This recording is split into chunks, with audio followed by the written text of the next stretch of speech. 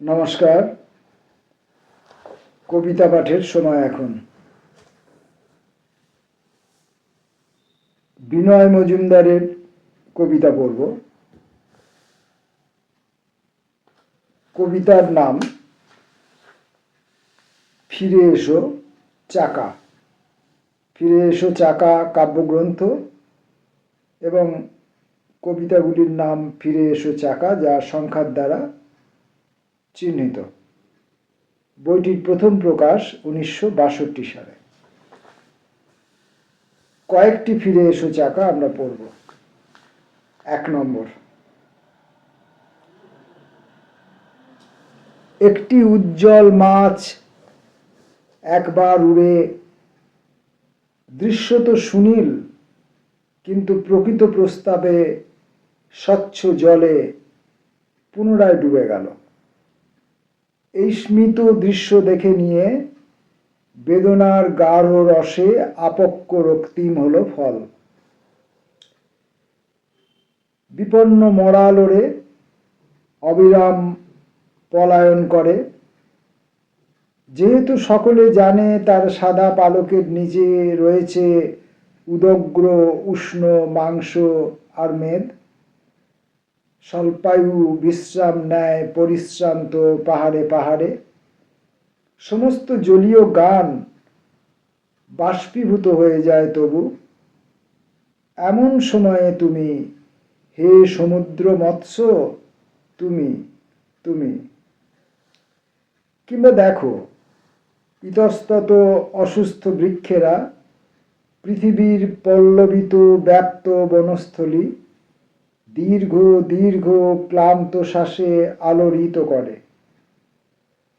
তবু সব বৃক্ষ আর পুষ্পকুঞ্জ যে যার ভূমিতে দূরে দূরে চিরকাল থেকে ভাবে মিলনের শ্বাসরোধী কথা।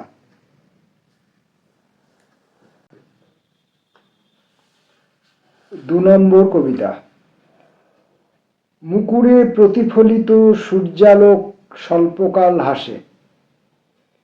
শিক্ষায়তনের কাছে হে নিশ্চল স্নিগ্ধ দেওদারু, জিহ্বার উপরে দ্রব লবণের মতো কণা কণা কি ছড়ায়, কে ছড়ায়? শোনো, কি অস্ফুট স্বর! শোনো, কোথায় কোথায় তুমি, কোথায় তোমার ডানা শ্বেত পক্ষী মাতা? এই যে এখানে জন্ম, এ কি সেই জনশ্রুত নীর না মৃত্তিকা? নীর না মৃত্তিকাপূর্ণ এ অস্বচ্ছ মৃত্যুময় হিমে? তুমি বৃক্ষ জ্ঞানহীন, মরণের ক্লিষ্ট সমাচার জানো না। এখন তবে স্বর শোনো, অবহিত হও। সুস্থ মৃত্তিকার চেয়ে সমুদ্রেরা কত বেশি বিপদ সংকুল, তারও বেশি বিপদের নীলিমায় প্রক্ষালিত বিভিন্ন আকাশ। এ সত্য জেনেও তবু আমরা তো সাগরে আকাশে সঞ্চারিত হতে চাই, চিরকাল হতে অভিলাষী। সকল প্রকার জ্বরে মাথা ধোয়া আমাদের ভালো লাগে বলে। তবুও কেন যে আজও হায় হাসি, হায় দেবদারু, মানুষ নিকটে গেলে প্রকৃত সারস উড়ে যায়। 3 নম্বর কবিতা। শিশুকালে শুনেছি যে কতিপয় পতঙ্গ শিকারী ফুল আছে, অথচ তাদের আমি এত অনুসন্ধানেও এখনো দেখিনি। তাঁবুর ভেতরে শুয়ে অন্ধকার আকাশের বিস্তার দেখেছি, জেনেছি নিকটবর্তী এবং উজ্জ্বলতম তারাগুলি প্রকৃত প্রস্তাবে সব গ্রহ, তারা নয়, তাপহীন আলোহীন গ্রহ। আমিও হতাশ বোধে, অবক্ষয়ে, ক্ষোভে ক্লান্ত হয়ে মাটিতে শুয়েছি একা। কীটদষ্ট নষ্ট খোসা শ্বাস। হে ধিক্কার, আত্মঘৃণা, দেখো কি মলিন বর্ণ ফল। কিছুকাল আগে প্রাণে ধাতুখণ্ডে সুনির্মল জ্যোৎস্না পড়েছিল। আলোক সম্পাত হেতু বিদ্যুৎ সঞ্চার হয়, বিশেষ ধাতুতে হয়ে থাকে। অথচ পায়রা ছাড়া অন্য কোনো ওড়ার ক্ষমতাবতী পাখি বর্তমান যুগে আর মানুষের নিকটে আসে না। সপ্রতিভভাবে এসে দানা খেয়ে ফের উড়ে যায়, তবুও সফল জ্যোৎস্না চিরকাল মানুষের প্রেরণা স্বরূপ।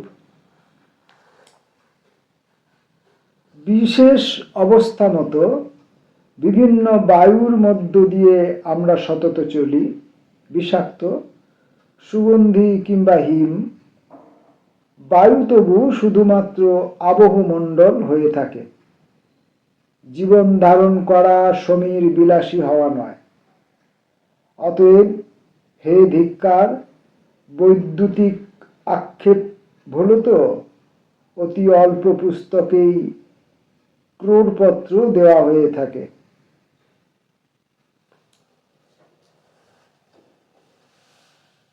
ফিরে এসো চাকার 4 নম্বর।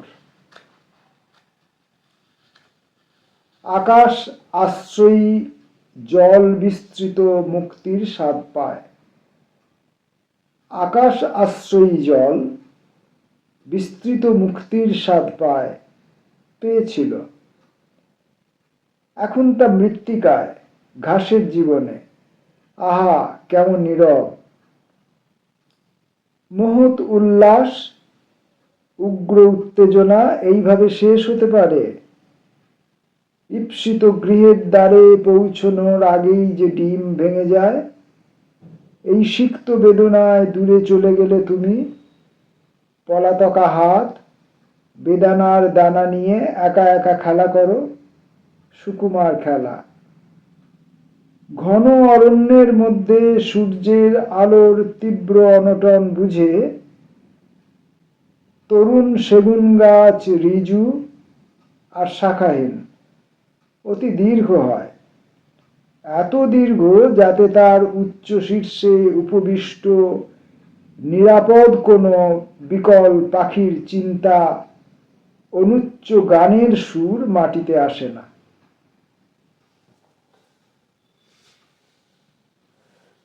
5 নম্বর কবিতা।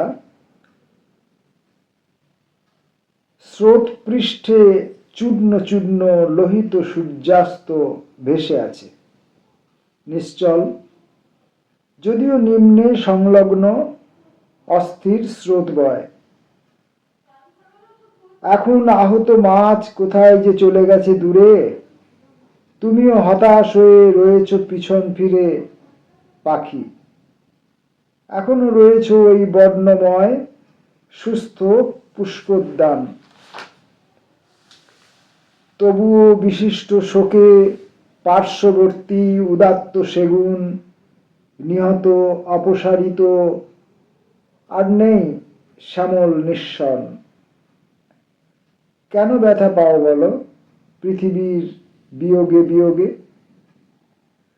বৃক্ষ ও প্রাণীরা মিলে বায়ুমণ্ডলকে সুস্থ স্বাস্থ্যকর রাখে, এই সত্য জানি। তবু হে সমুদ্র, এ অরণ্যে কান পেতে শোনো ঝিঁঝি পোকাদের রব। যদিও এখানে মন সকল সময় এ বিষয়ে সচেতন থাকে না, তবুও এই কান্না চিরদিন এইভাবে রয়ে যায় তরু মর্মরের মধ্যে অথবা আড়ালে। আরেকটি কবিতা পড়ব, ফিরে এসো চাকা, 6 নম্বর। কাগজ কলম নিয়ে চুপচাপ বসে থাকা প্রয়োজন আজ। প্রতিটি ব্যর্থতা, ক্লান্তি কি অস্পষ্ট আত্মচিন্তা সঙ্গে নিয়ে আসে। প্রতিটি ব্যর্থতা, ক্লান্তি কি অস্পষ্ট আত্মচিন্তা সঙ্গে নিয়ে আসে। সতত বিশ্বাস হয় প্রায় সব আয়োজনই হয়ে গেছে, তবু কেবল নির্ভুলভাবে সম্পর্ক স্থাপন করা যায় না এখনো।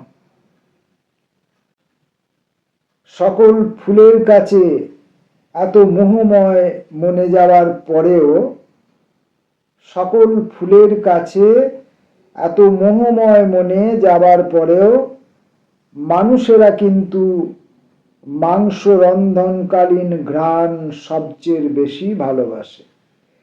সকল ফুলের কাছে এত মোহময় মনে যাবার পরেও মানুষেরা কিন্তু মাংস রন্ধনকালীন ঘ্রাণ সবচেয়ে বেশি ভালোবাসে। বর্ণাবলেপনগুলি কাছে গেলে অর্থহীন, অতি স্থূল বলে মনে হয়, অথচ আলেখ্য শ্রেণী কিছুটা দূরত্ব হেতু মনোলোভা হয়ে ফুটে ওঠে।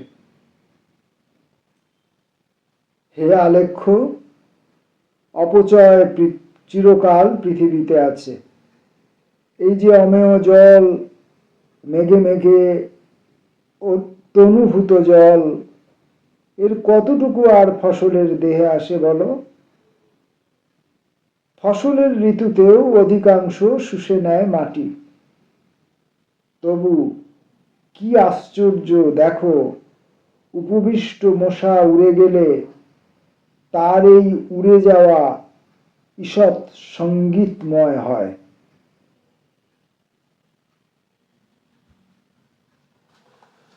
আমরা ফিরে এসো চাকা থেকে পরপর 6টা কবিতা আজকের মতো পড়লাম। এসব কবিতা বারবার বারবার পাঠের দাবি রাখে, বারবার পাঠ করা উচিত। আমি যতবার এটা পাঠ করব ততবার প্রত্যেকটা কবিতাকে অন্য অন্য রকমভাবে দেখতে পাবো, নিজের কানে শুনতে পাবো, এবং যখন অন্য রকমভাবে শুনবো তখন আরো অন্য রকমভাবে দেখবার বা ভাববার, আরো অন্য রকমভাবে চিত্রকল্পগুলিকে দেখবার, অনুভব করবার, কল্পনা করবার প্রয়াস পাব। অর্থাৎ আমাকে আবার একবার পড়বার, কবিতাটি আরো একবার পড়বার প্ররোচনা যোগায়। এই প্ররোচনাটুকুই বারবার চাকা, সে চাকা যাই হোক, একটি গতিশীল সময়ের আবর্তন হোক, জীবনচক্র হোক, কোনো যানের চাকা হোক, অথবা কোনো নামের সংক্ষিপ্ত রূপ চাকা হোক, যে কোনো চাকাই হোক, সেই চাকারকে বারবার বারবার করে আবিষ্কার করার একটা অবকাশ এই কবিতাগুলোর মধ্যে রেখে দেয়, এবং এখানেই এই কবিতাগুলোর সাফল্য।